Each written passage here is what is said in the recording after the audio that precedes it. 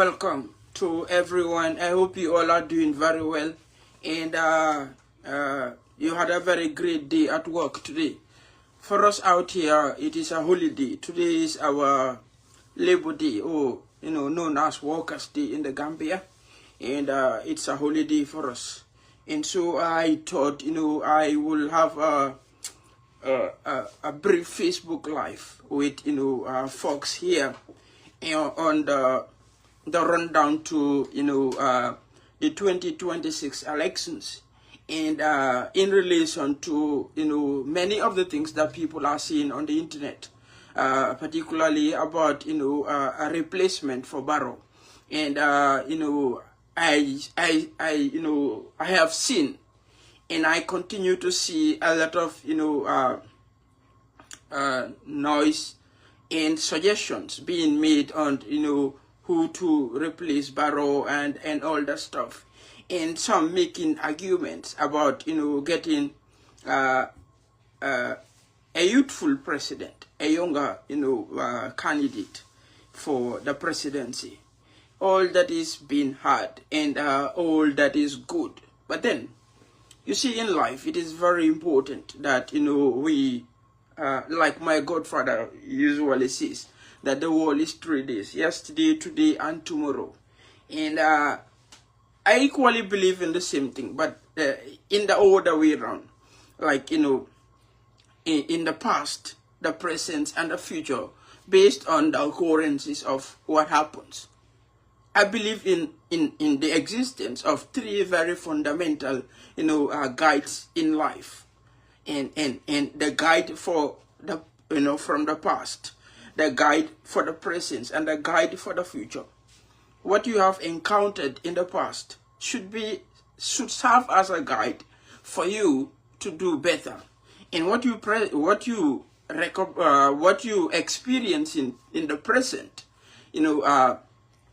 should be also a guide to guide you through the presence that you are living.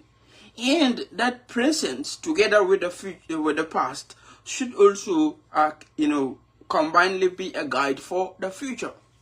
And when you live life through that, path, through that, way of thought, the chances in which you will, misstep, the chances at which you will mistaken, the chances at which you will make some very expensive errors in life will be very, very minimal compared to when you do everything, like how it comes. Like, no mundi nyo rek bana. When you do it that way, you're going to be in several setbacks, in several regrets. You're going to, be confronted with a lot of challenges that you will have to struggle to find means of getting a pathway to those problems, or to solutions to those challenges. And we are looking forward to 2026. And everyone, majority of Gambians, on an empirical view, like based on the looking, many Gambians, particularly on social media as a reference, wants a new president, including myself. However, how do we get a new president if we do not prepare for a replacement? Not just a replacement, but a rightful replacement. And in order to do this, we have to learn from the lessons of 2016.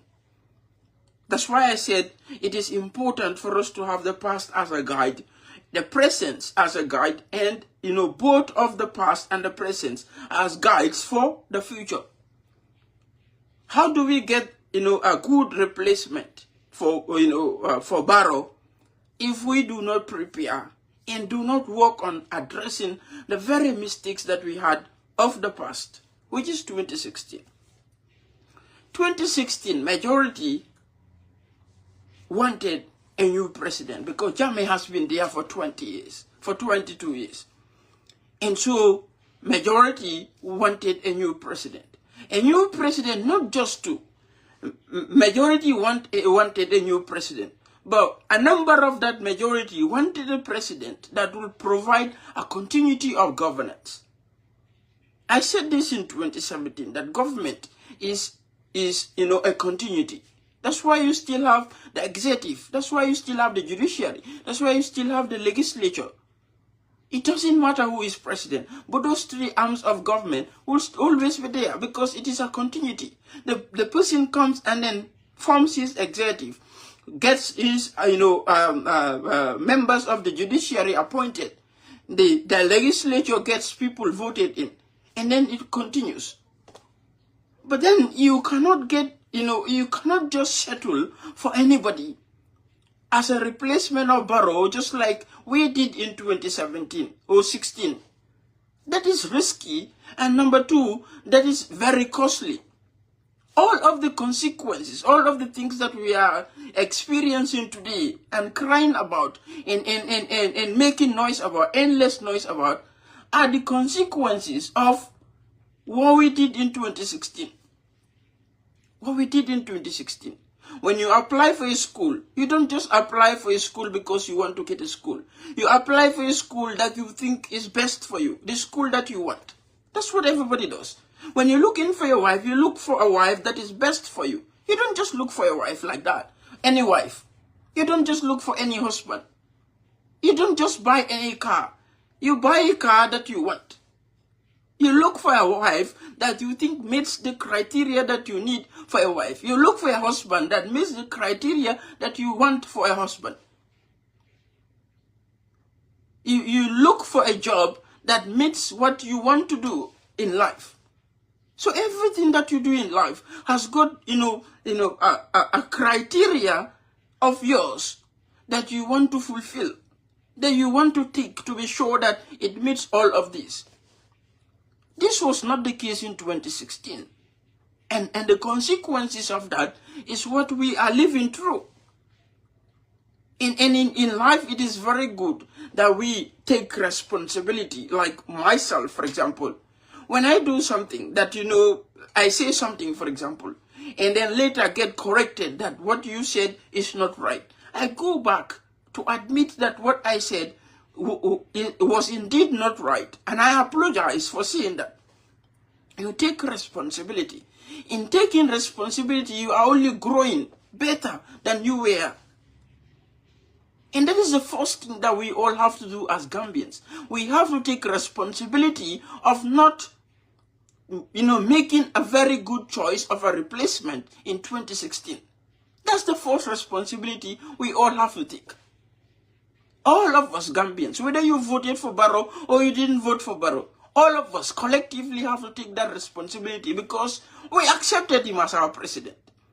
So we all have to take that responsibility of getting a replacement who didn't meet the criteria that we wanted for a replacement as a replacement for Jammeh. That's number one.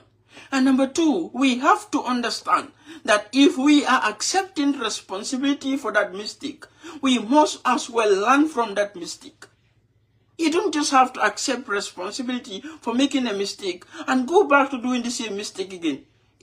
Then it is useless. You accept that you did was wrong. You don't go back to doing the same thing. You don't go back to doing the same thing because that has become a lesson for you. That has become, a guide for you to do better. So if in 2016, we decided to choose anyone, but, let it just be anybody other than Jammeh. If that was the mistake that we made in getting Barrow, who was very honest to all of us. He was very honest to all of us. He told us that he doesn't know anything about governance because he has never been in government. He has never held public office. He said that. He said that. And now that is something that everybody has to commend him for. He said that he has never held a position of authority in the public service. He knows nothing about governance. So if he has made that admission, he has given us the opportunity to do things right. People learn. Like you don't just get up and become a driver. You learn how to drive. And they take you through to become a good driver. You don't just wake up and become a footballer. You learn to become a professional footballer. You don't just wake up and become an engineer. You learn to become an engineer. You don't just wake up to become an economist. You learn to become an economist. You don't just wake up to become a doctor. You learn to become a doctor. So if someone admits that he or she cannot do this, he has made an admission. And in that admission, he calls for help, for him to be able to do better. He called for help. He didn't only admit. Because when I say that I cannot do this, I am indirectly saying that I need help to do it better. So if Barrow had said back in 2017, he knows nothing about governance, has never been in public office, what is he saying? He is saying that he has to be helped to do better for the nation. That's what he's saying. And that is ideal of anybody who doesn't know what you are doing. You admit that I don't know and I want to be helped to do it this way so that I could do it better in the way that you want me to do it. So if he had told us in 2017 that he doesn't know, he has never been in government, he wants to be assisted to do better in government, and in that assistance, he has an executive comprising of ministers who have been in public office, who have had public office experience. He has a judiciary who have lawyers, who have been lawyers for years. He has a legislature who are parliamentarians. Majority of them have been in public office. First, he admits that he has never been in government. He doesn't know. He needs help. He gets these three branches of government to help him. And still, he doesn't do well. Yes, we will have to blame him. But equally, we will have to blame the three that are supposed to help him do better. We have to blame the three that are supposed to help him do better. The executive don't just make decisions for government like that. Particularly decisions that entail the general welfare of the people. That's why they make a budget and take it to the assembly. They make a budget and take it to the assembly. The judiciary makes a bill and take it to the assembly. The judiciary cannot just make a bill and make it law like that. No, it has to be, accepted by the parliament and passed into law. The executive cannot just bring a bill, a budget and say that this is the fiscal budget of the fiscal year 25 and make it a budget. No, it has to go to National Assembly. So which means the three arms of government work together. So if the head of the government, which is the legislature, the executive and the judiciary, if the head admits that he doesn't have the experience of working in government, he doesn't have the experience of being in public office, and by extension needs help, and still that executive head still continues to make the same mistakes, together when he has all those other, two branches of government, and of course membership of his executive there, majority of the blame will be on him, but the whole rest of the people in the government has to be blamed as well because they didn't help him. They didn't help him. Either one, they didn't help him, or two, they helped him and he refused to listen to the help. If he was helped and refused to listen to the help, show us the proof that we've been telling him that you turn left and he's going right. You turn right and he's going left. You go straight and he's going left. You go straight and he's going right. So what's that proof? But that was not the case. Because we all were here between 2017 and 2018. Whatever Barrow said and whatever Barrow did, the UDP were, yes sir, that is right. Whatever Barrow did and whatever Barrow said. The Barrow that admitted that he doesn't know why he doesn't know governance. He is new to government. Whatever he did and whatever he said, the UDP said, yes, sir. We were all here when Barrow sacked the ministers And the UDP told us that Barrow doesn't have any obligation to explain to the citizenry why he sacked ministers. We were here. We were also here when Barrow was made to write a letter of rebuttal to Honorable Halifa Sallah. We were here. And who applauded him? The UDP. They applauded Barrow when Barrow's government wrote a letter of rebuttal to Honorable Sallah for correcting him. They applauded him. So if that Barrow has gone to become very entrenched and doing whatever he feels like doing and doing what he thinks is right to do, who should we blame? The people that clapped for him when he was learning how to walk and he was not walking properly. They were telling him that you're doing good. They are the people to be blamed for being a failure of walking right. They are the people to be blamed because they made him walk improper. They made him walk improper. When the coalition 2016 government came into existence, everybody, including Barrow, knew that there was a point of stop for the government, and that is 3 years. At that time, Barrow had no courage to say that I'm going to serve beyond 3 years. He didn't have that courage. Someone that doesn't have the experience of government will not even have the courage, don't even know the legal mechanisms to go through to go beyond the 3 years. He didn't have that knowledge. He didn't have that experience. He neither had the experience nor the knowledge.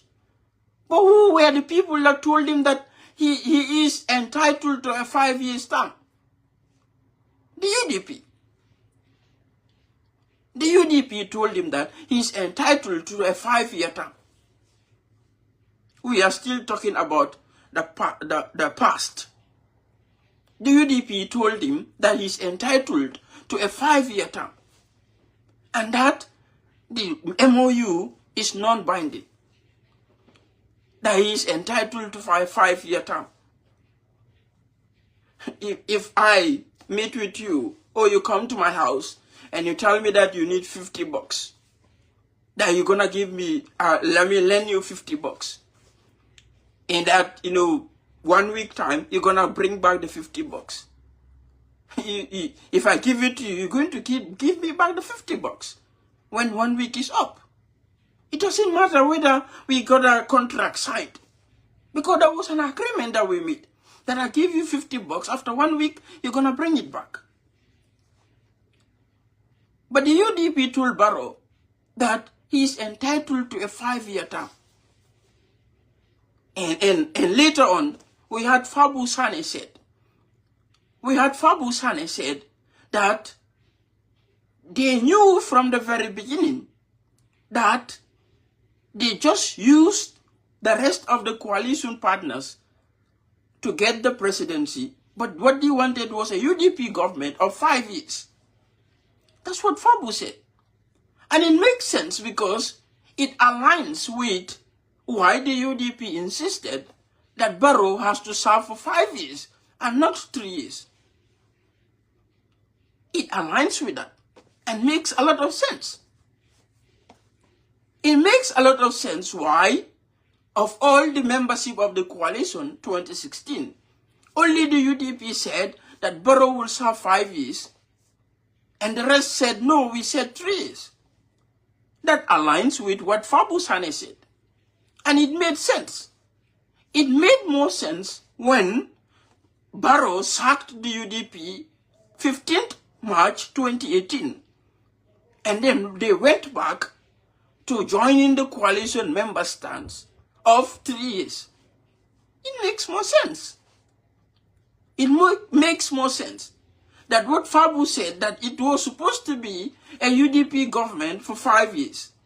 But now that Barrow sacked the people that will make it a UDP government, they realized that it is not a UDP government, so we are going back to 3 years. Because it is not a UDP government anymore, like they thought at the election time, they have to go back to the 3 years. So, you see, we have to accept responsibility for the mistakes that we have done that led to all that is happening. That is first and foremost. That is the first and foremost. We have to accept that we have made mistakes that led to what Barrow is doing and led to who Barrow is and led to what has become of Barrow and our government. We have to admit that. We also have to admit that the very things that we spoke about Barrow, the very things that we said are going to exist post-Jammeh, accountability and transparency, and a political, civil and public service, a very just judiciary, in many others that was said will be the order of the day post-Jammeh. Right after the inauguration of Barrow, all of that became trash and was thrown in the dustbin. All that became trash and was thrown in the dustbin. In 2017, we see the appointment of Ibrahim Adiba, Bamba Mas, the lead Tuku Jallow and the others, who were not in the civil service, who were not in the public service. But they were appointed as foreign service officials. On what basis? Because they are members of the UDP. Because they were or they are members of the UDP. And that is what? Appointment based on political patronage. Appointment based on political patronage. But during Jammeh's time, that was said that it is illegal to do that. It's unacceptable to do that. And the coalition 2016 promised that that was not going to happen. That people will not be appointed based on political affiliation. They won't be appointed as a political, patronage or reward. That was what was said in 2016. But right after Barrow's inauguration, Ibrahim Atiba, who doesn't have the qualification to be even in the public service, was appointed as a foreign service official, a diplomat. On what basis? Because he is in the UDP. Because he is in the UDP. Suntu Ture, Aliou Sedikan, Tuko Jallow, Bamba Mas, all of these folks who were never in the public service, were never in the civil service, were given appointments based on patronage. Based on patronage. The Lamin Tunkarad Gamtel, who were never in the public service, were given appointment based on patronage. And this was one of the things that the 2016 coalition used as a campaign slogan, used as a campaign tool to stop, only to come and amplify that and do it worse than they were crying about. That is just one. Number two, right after the inauguration of Barrow, they sacked majority of the folks in the public and civil service on the suspicion that they are Jolas, they are APRC supporters, they are from Fonyi, they are, enablers of Jammeh. That was the basis on which they were sacked. And pre-Jammeh, this was also a campaign tool, that people will not be sacked left, right, and center illegally and for no reason. That was a campaign tool, that people have been targeted and sacked, persecuted, because they belong to another political party, or they affiliate with another political party, or they are of another tribe, or from another region. That was a campaign tool in 2016. But right after the inauguration of Barrow, these folks who were in the public service, probably before Jammeh was even president, and majority of whom have institutional memory of those institutions. You know what they call institutional memory? People that know the in and out of an institution. because of the length of stay they have been in that institution. Like the managing director of Gantel, for example, who has been in the, in Gantel for a very long time, in the public service for a very long time. The managing director of NAWEC, the managing director of GPA, and many others. In the military, we are all sacked without a reason. Without a reason. But 2016, that was an objective that the coalition 2016 was preaching, that nobody will be sacked, nobody will be persecuted on the basis of tribe, on the basis of region, on the basis of political affiliation. 2016, that was what was said. But right after 2017, that happened. And none of those people that were sacked willingly were told the wrong that they did. We didn't see them at the TRRC. We didn't see them at the Commission of Inquiry. We didn't hear that they have been taken to court for corruption or whatever. Up to this date, we didn't see that. But they were sacked on what basis? Because they are jewelers, because they have some affiliation with Jame, because they are from Foni, because they are suspected to be APRC supporters. They were sacked. And this was something pre-2016 elections that the coalition 2016 said they were not going to do. They said they were not going to do. But they did that. They did that. And that is two. Number three, we saw between 2017 and 2018 specifically, anybody that says anything against Barrow is being called for questioning. Anyone that says anything against Barrow was called for questioning. Fabakary Tombong was called. Mama Kande was called. And many others. Dr. Sise, Ismaila Sise was called for questioning. And many others. But who were the people that justified it? Who were the people that clapped for it? Who were the people that said that was right? Who were the people that commended the police? The very people that said Ibrahim Adiba's right is being abused. The very people that said Ibrahim Adiba's, right to freedom of speech and expression is being assaulted. Were the very people that said Mama Kande has to be called for questioning. Were the same people that said Ismaila Sise has to be called for questioning. Were the same people that said Fabakary Tombong Jatta has to be called for questioning. They were the same people that applauded the military police officer who arrested Omar Toure of Gunjur, which was not just a persecution but illegal. Because no military police officer has that right to engage in a civilian matter when the police are there. We were here. Who applauded Barrow and the government? The UDP. Another time, who was the head of the intelligence unit of the State House? Mohamed Kante at the National Assembly. Mohamed Kante at the National Assembly was the head of the intelligence unit of the State House. And he was in the forefront in the arrest of Omar Toure of Gunjur. He was in the forefront. But the same Mohamed Kante later on left his duty post to go and address some issues relating to UDP and was dismissed from the police and called or cried of persecution. Cried out about persecution when he was head of intelligence unit at the State House and was in the forefront of arresting a citizen who was merely exercising his right to free speech. What Omar Toure said then, the UDP have said worse of that, and they are not arrested. They are not arrested.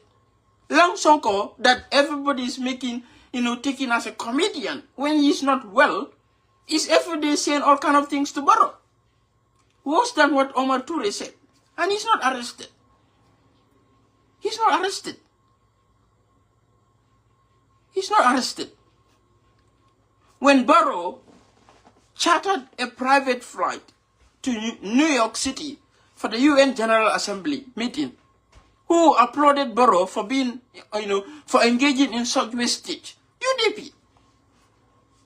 Who applauded Barrow for being engaged in such wastage? The UDP. But this morning, I saw my good friend, Honorable Karamo Sise, asking Lamin Kesedi the composition of the delegation of Barrow's delegation to China and the cost of the delegation.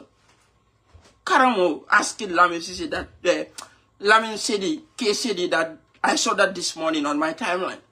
But in 2017, Barrow chartered a whole flight for the UN General, Assembly meeting. And you know how many delegates? 50 plus delegates. 50 plus delegates. Majority of whom were all UDP. Majority of whom were all UDP. And they applauded Barrow for chartering a private jet for a UN General Assembly meeting. Today, they want us to accept that they are concerned about the welfare of our country. They're concerned about, accountability and transparency.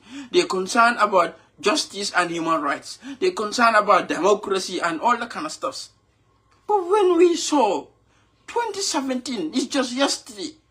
2017 is just yesterday. When we saw just yesterday, the very things that they have been enabling, the very things that they accepted, the very things that they said, they made normal and acceptable. Just yesterday. Just yesterday. So what makes you, majority of Gambians that I see running around about UDP, what makes you think that what UDP was doing in 2017 to 2018, if they are in government, they're not going to do worse of that? What makes you think like that? What makes you think like that? What makes you think that if UDP becomes the head of government, they're not going to do worse than what they did between 2017 and 2018? What makes you think that? What makes you think that? When the UDP was not even elected as government between 2017 and 2018, they were able to do that. What of if they become elected as head of government? What will they do? What will they do? This is what you people should reason. Lingen wara halat.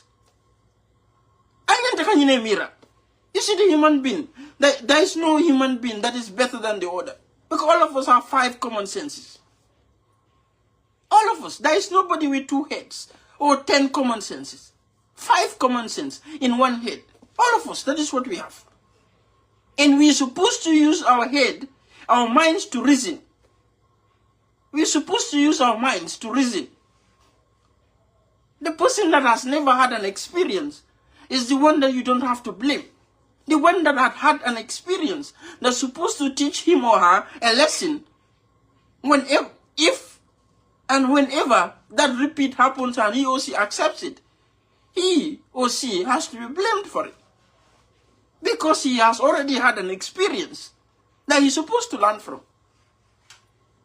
He already has an experience that he's supposed to learn from. Of all that the UDP did between 2017 and 2018, the 19th of January 2017 and the 15th of March 2018, they were able to do that.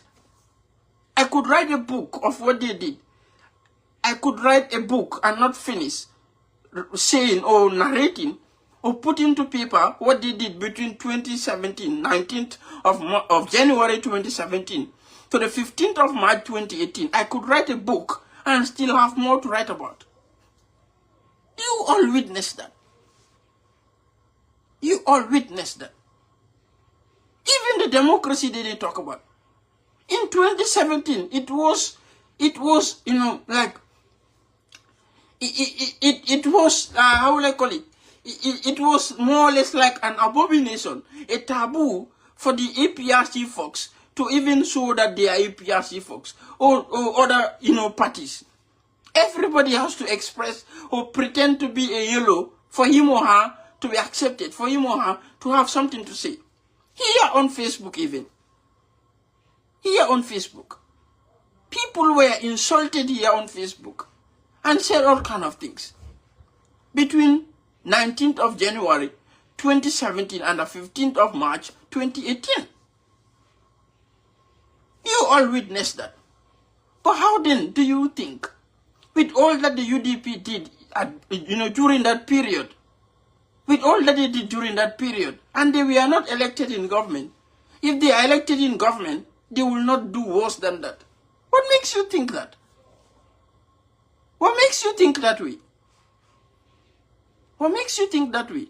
And what makes you think that any other member from the UDP will be different from the UDP? What makes you think that way? What makes you think that way? That any other member from the UDP will be different from the UDP? Particularly if that person, has the ticket of the UDP. What makes you think that way? What makes you think that way? And this is what I want all of us to understand.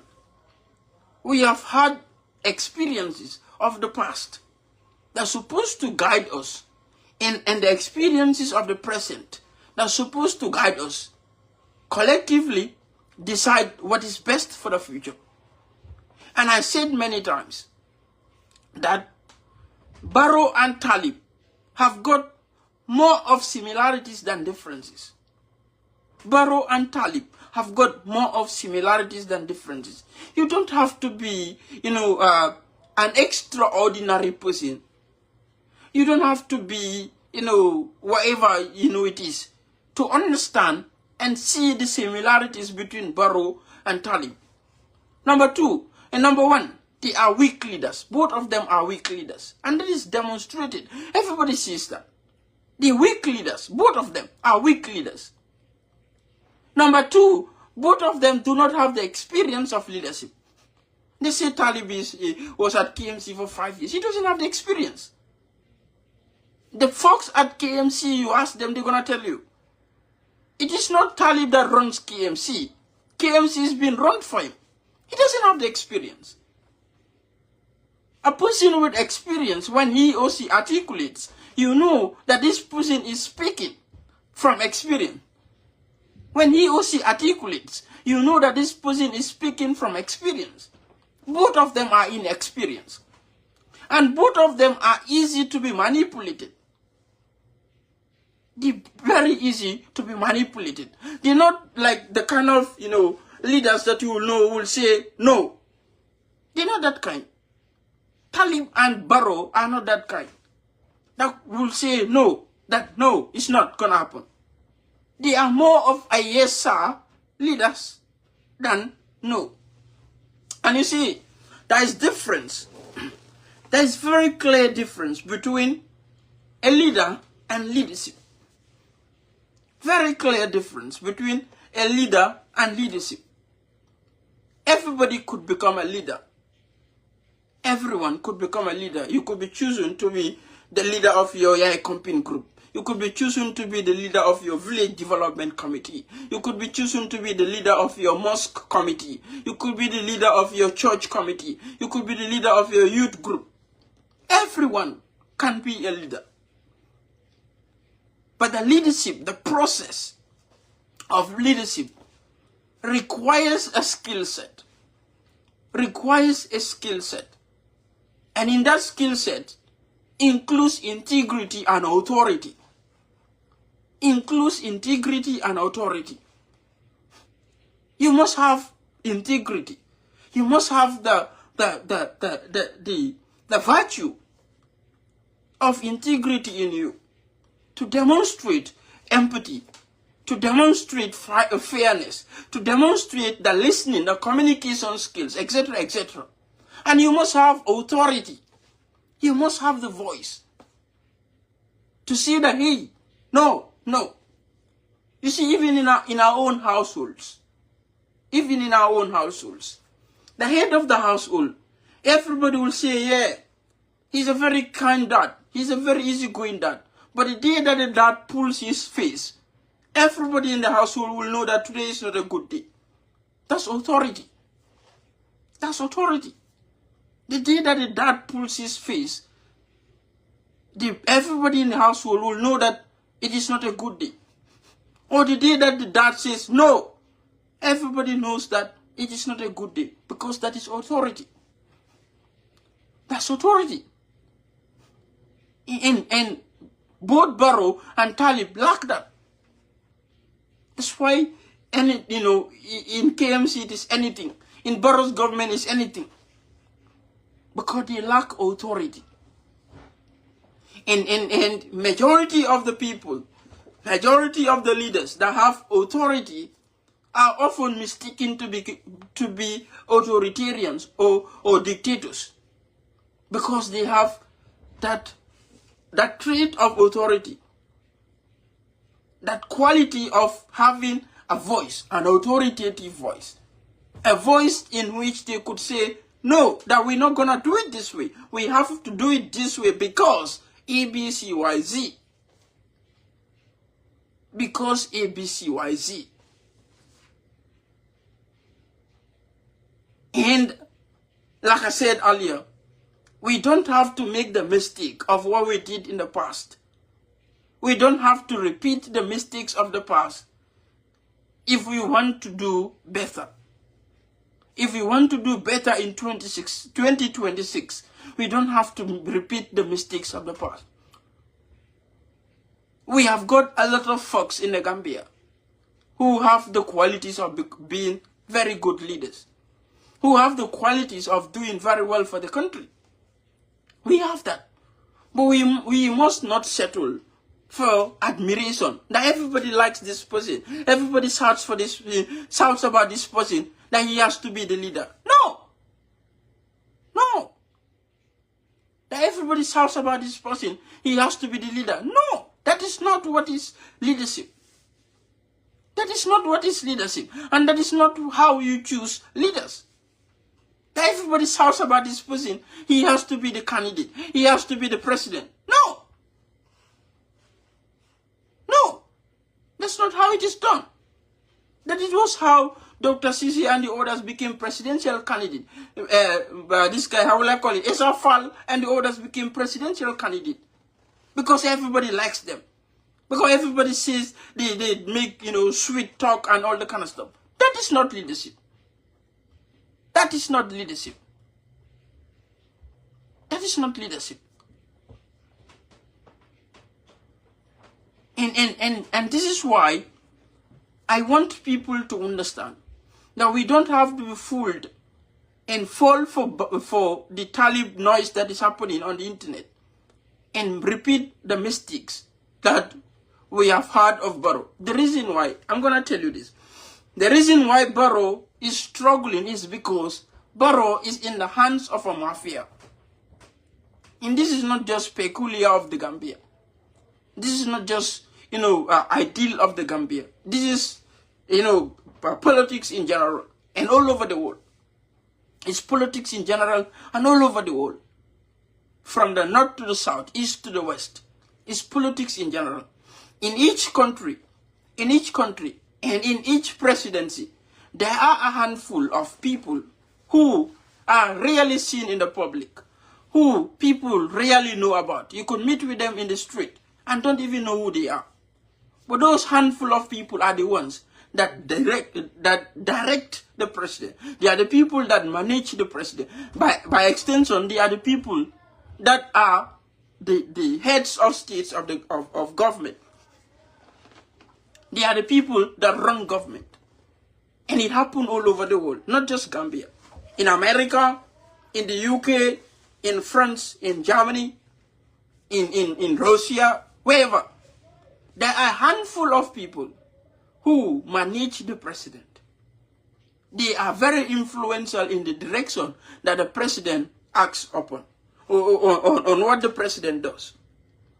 However, the degree or the length at which they have influence differ on the basis of the president's ability to exert authority.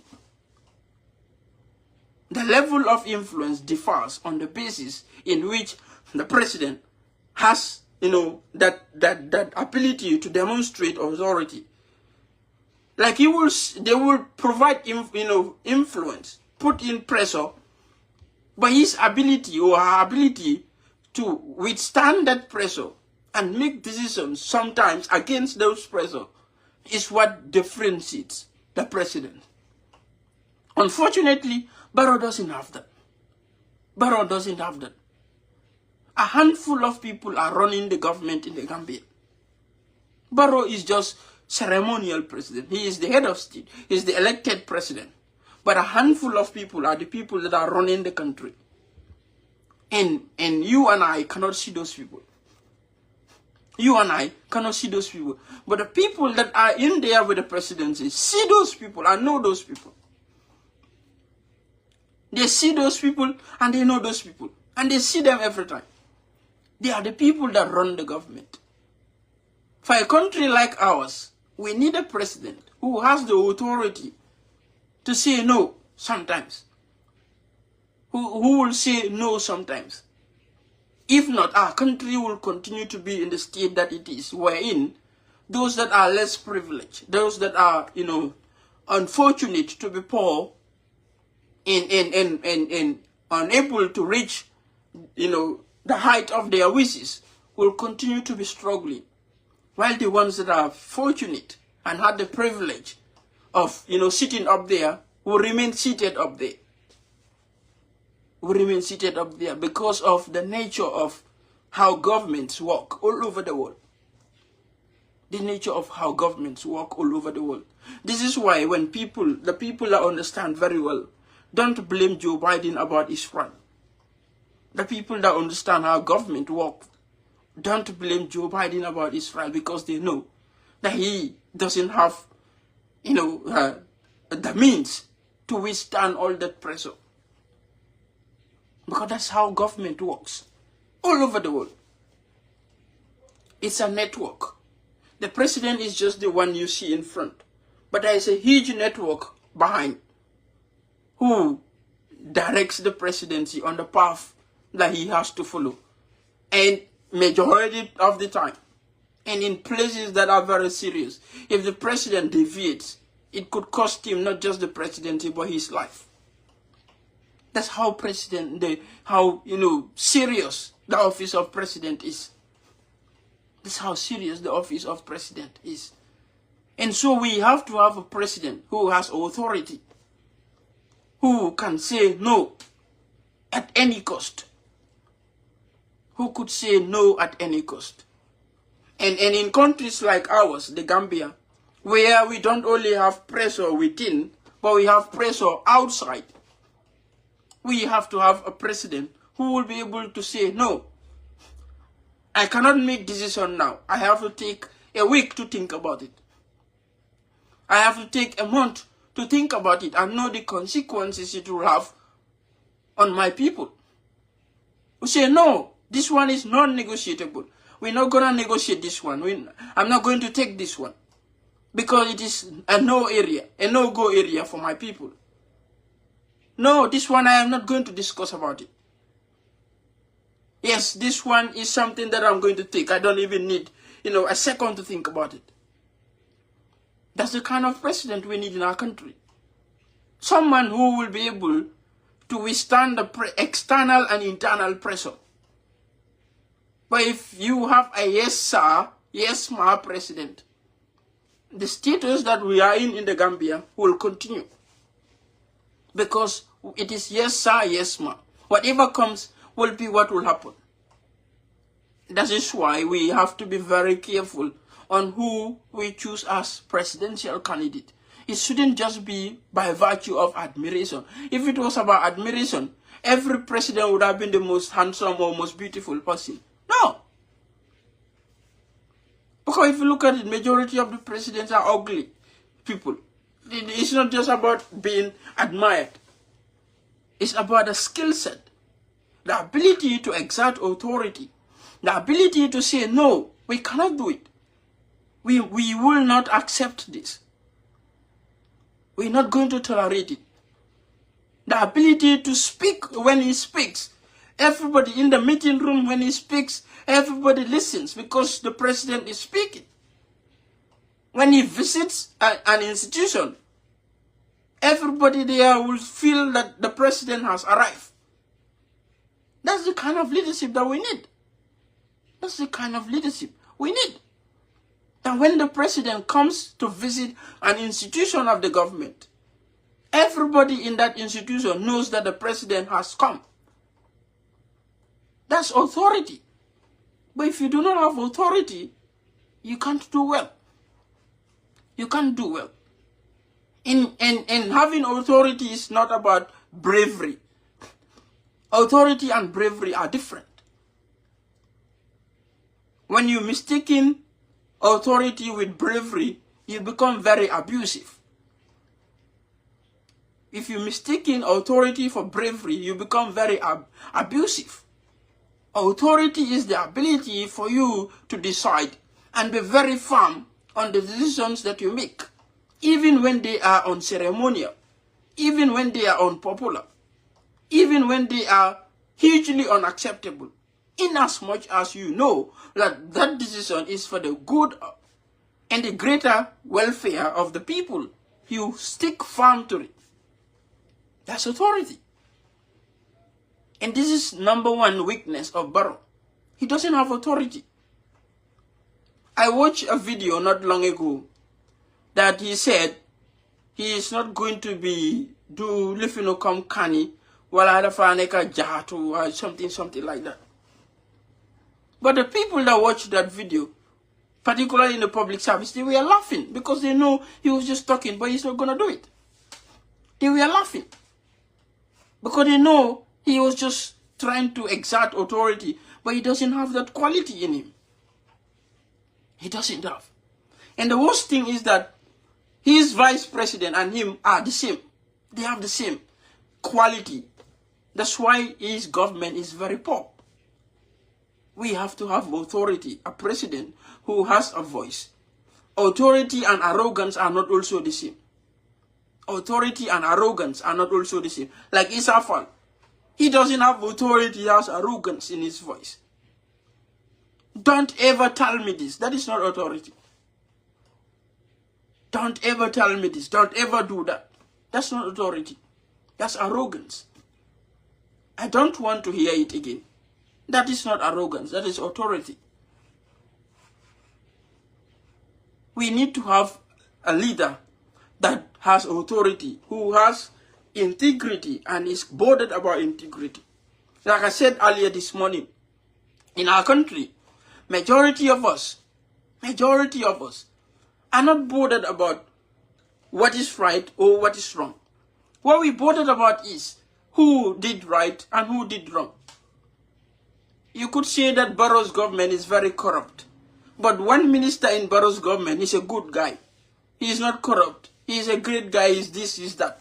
How is that possible? How is Barrow's government corrupt and the minister working for the government is not corrupt? How is that possible? But that happens in us, in our society. That Barrow's government is corrupt. But this minister or this public servant working under Barrow's government is not corrupt. He's a good guy. He's a kind guy. He's this, he's blah, blah, blah, blah.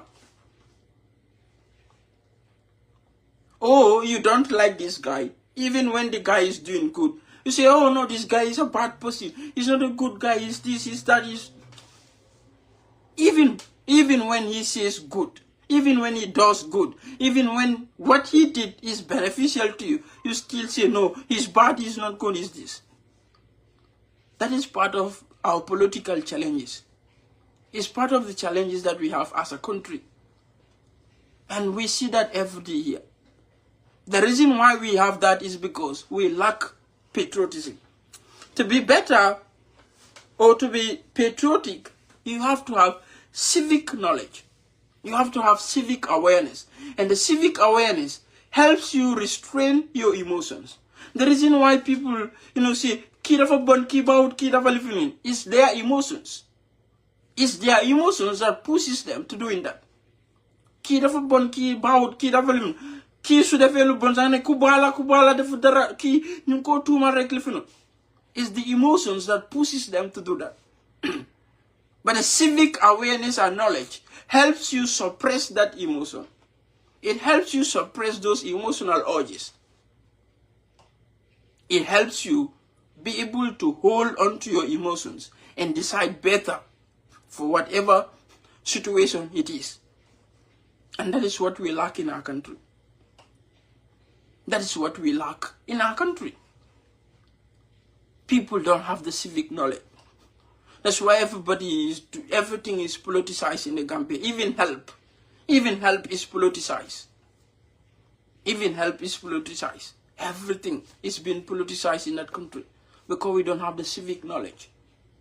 People have to understand that there is difference between doing for country and doing for self. There's difference between what is for our collective good as a people and what is for political party or partisan good. We need to understand that. For example, the Spanish Prime Minister visited the Gambia. Whatever he came to do there is not for NPP. It's not for Mankamakunda people. It's for the Gambia. It's for the Gambia.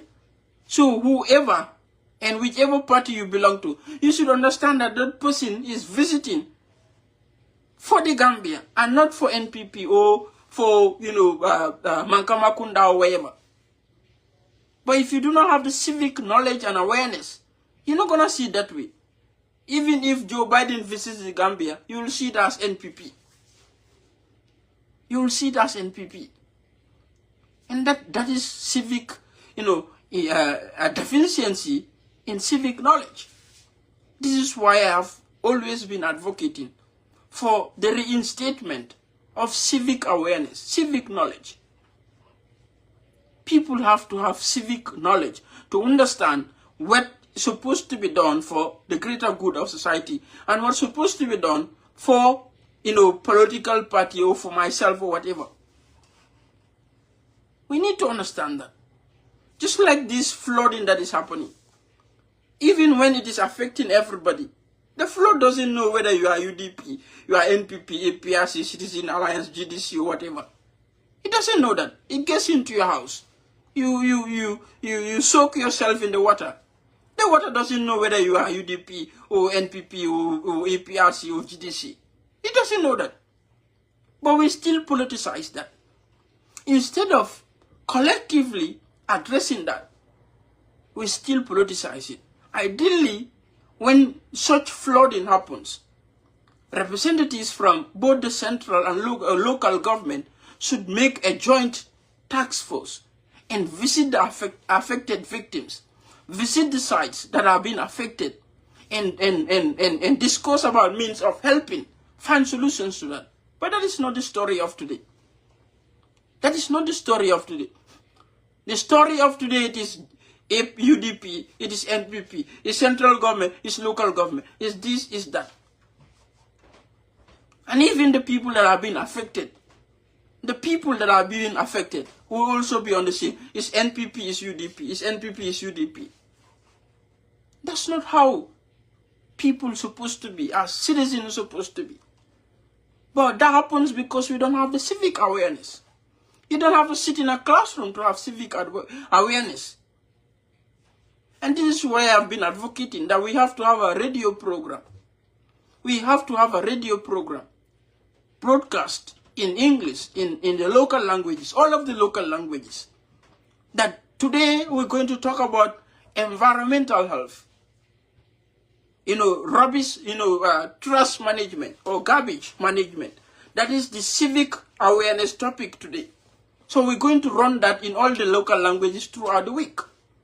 The one that understands English will understand that, throwing trash, in the street, instead of in the trash bin, is at a cost to him or herself because his or her taxes will be used to pick those garbage and throw it out.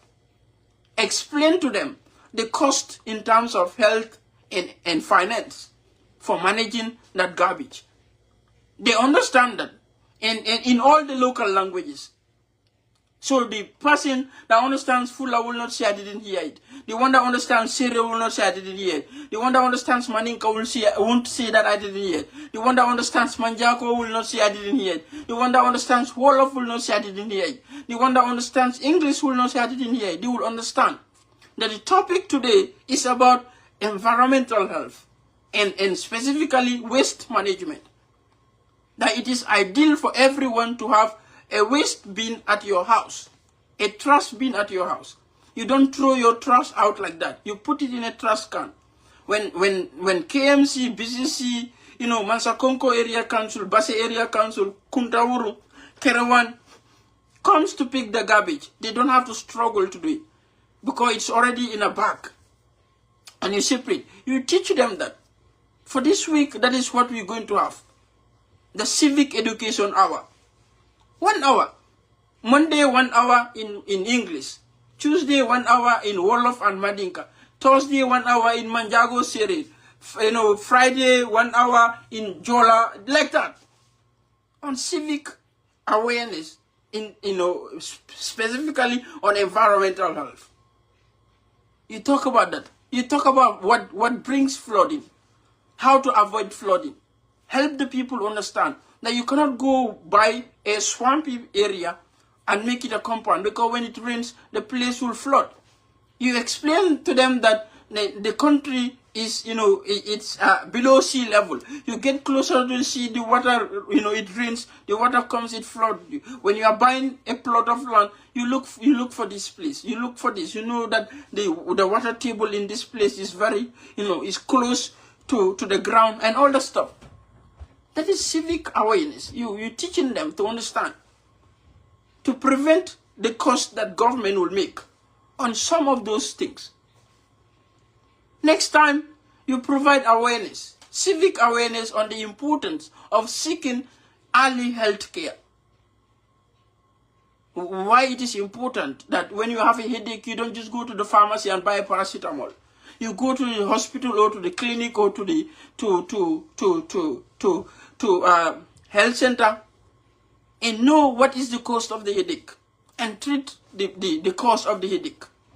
You teach them that. You say it in English. You say it in Wolof. You say it in Maninka, Jola, Sere, Manjago, Fula, Sarawule.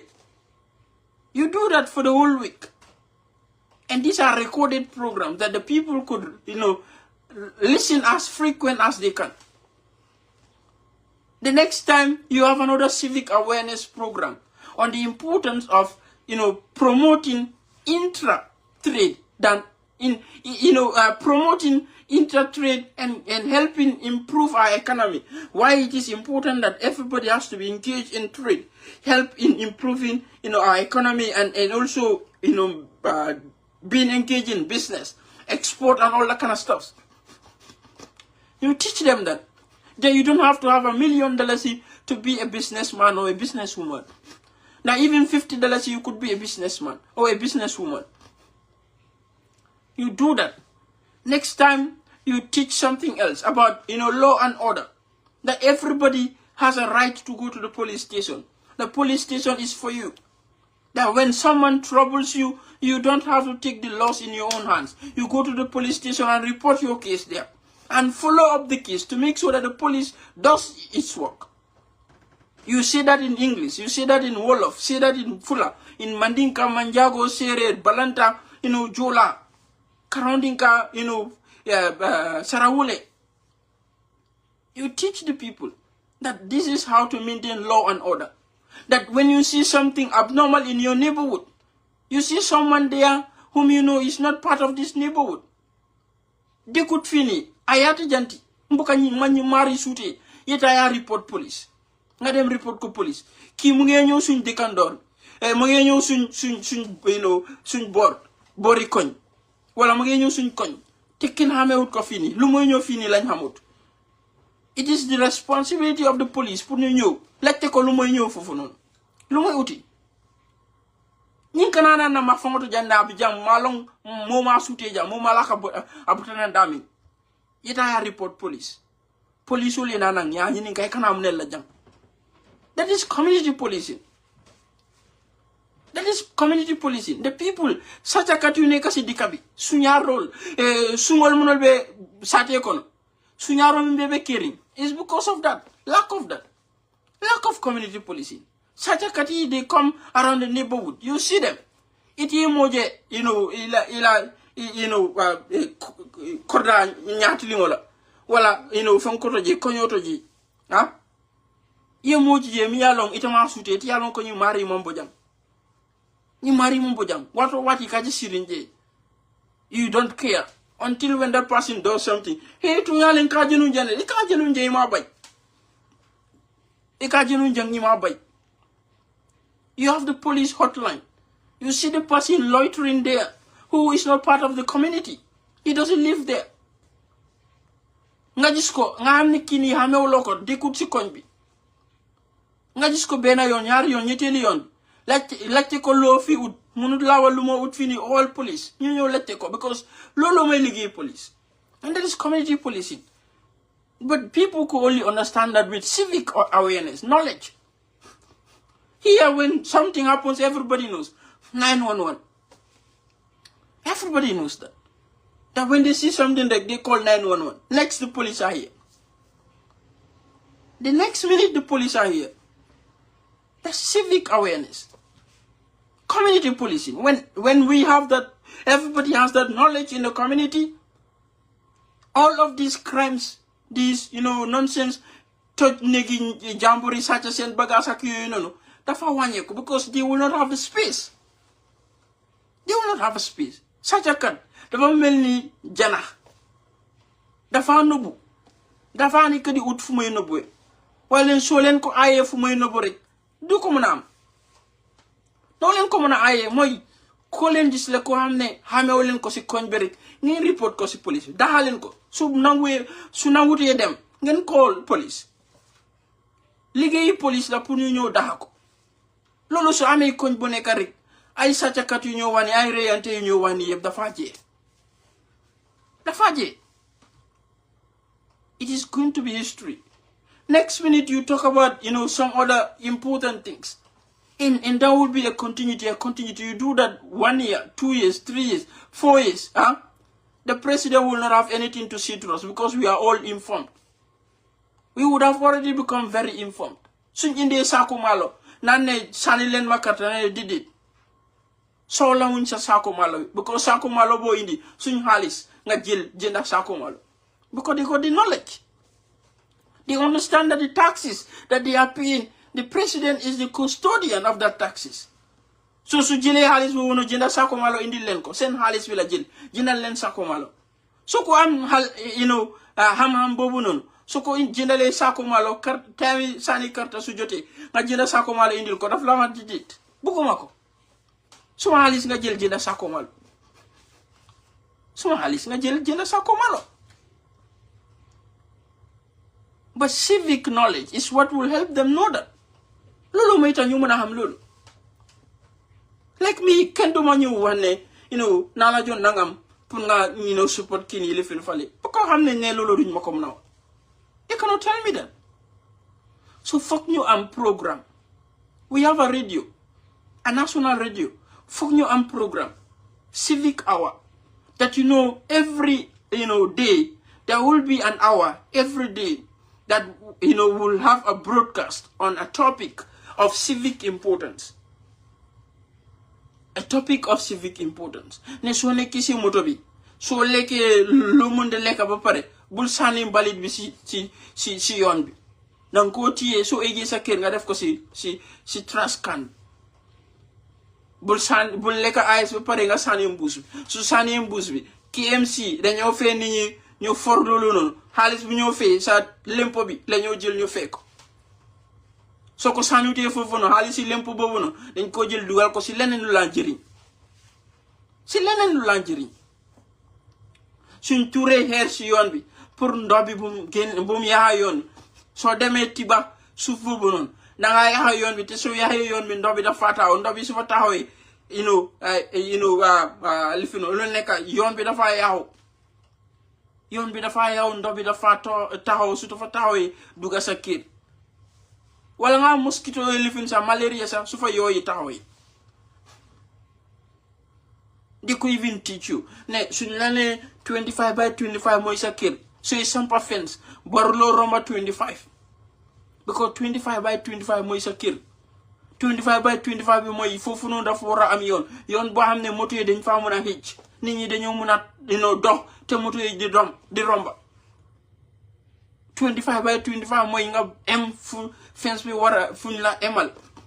Nga gis lu des mu nekk yoon. Yoon boo xam ne moto yi mun na ñëw jaar te nit ñi tamit mun na ñëw dox seen soxla. And the civic education. Waaye tey loolu amut Gambia. Ñu ne na 25 by 25 yow nga yokka 5. Kale na la ñu ne ko 20 by 25 mu yokka 5. Kale 20 by 25 mu yokka 5. So taxawee fii si bopp yi koñ bi. Doo mën a gis fale na la. 2 meters sa doo ko mën a gis straight. Doo mën a gis 2 meters straight because ku nekk dafa yokka. Ku nekk dafa yokka. Everybody has increased. And in here, so taxawee si yoon bi. You could see out there because ku nekk dafa em fu mu war a em. Ku nekk dafa war a em fu mu war a em. So nit ñi di blame physical planning. Yoon yi, fii nii Westfield dembe Tabokoto loolu 15 meters on each side. 15 meters.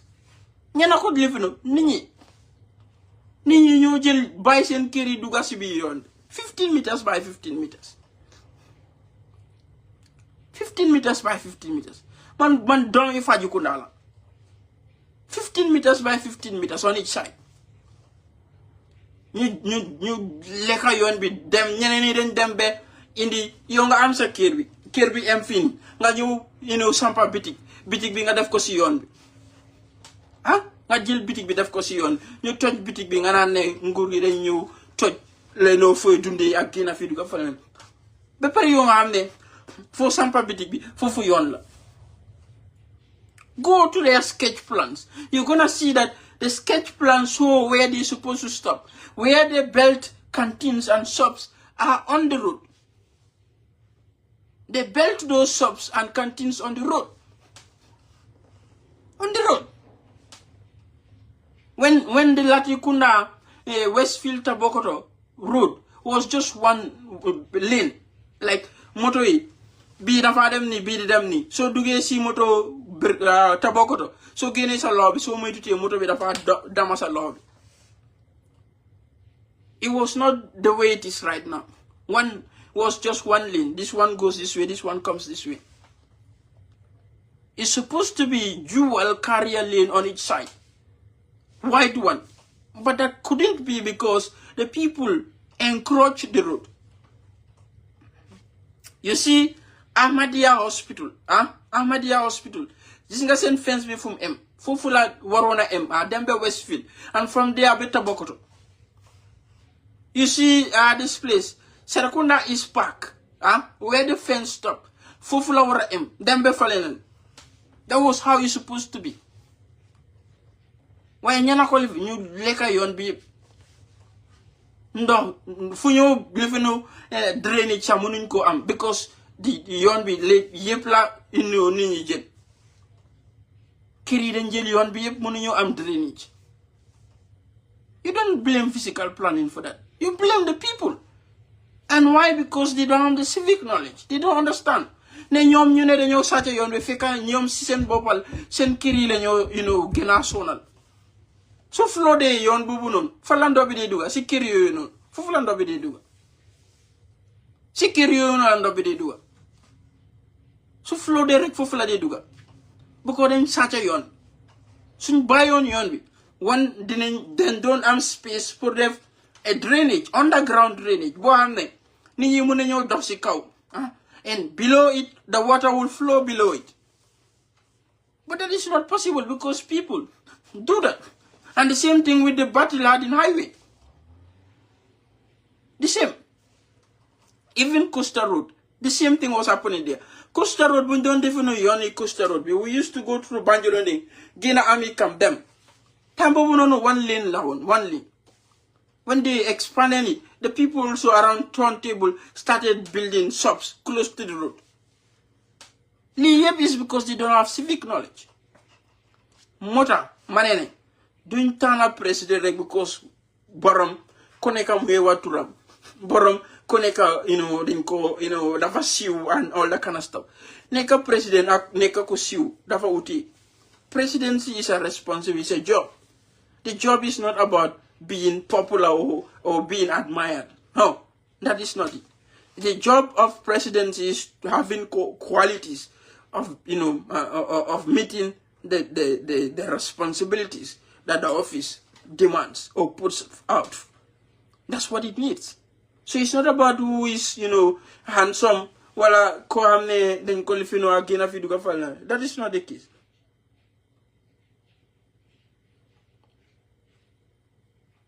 That is not the case. So we must not repeat the mistake of 2016. I have been saying this. We must not repeat the mistakes of 2016. And Talib is not the candidate. Talib is not the candidate. Mansa, I made a prediction. I said that Barrow is very much likely to win the elections in 2026 because he had prepared for that a long time ago. If he stands for the elections, he's going to win. In what, contrary to what people are thinking, you see, it's easier for Barrow to win more with Talib as a presidential candidate than Uncle Dabo. That is what you don't know. It's easier for Barrow to win the presidency with Talib as presidential candidate than Uncle Dabo. It's very, very easy for Barrow to win the elections with Talib as presidential candidate than Uncle Dabo. Talib is only KMC. It's only KMC, not beyond KMC. That's what you're supposed to know. So don't be fooled by the noise on the internet. If the noise on the internet was going to win the presidency, the UDP would have been in Marina Parade at this time. If the noise on the internet was going to bring or give the presidency to anyone, the UDP would have been at #1 Marina Parade at this hour that we're talking. They would have been there. So don't be fooled. And if that was the case, Hillary Clinton would have been the president of the United States in 2016. If it was the noise. She would have been the president of the United States. Don't be fool about it. And don't repeat the mistakes of 2016. Or else, you're going to sit back and see if we knew. At that time, it would have been long gone. In fact, it is not even going to get to that stage. Until then, you all take care and have a very wonderful evening. Bye-bye.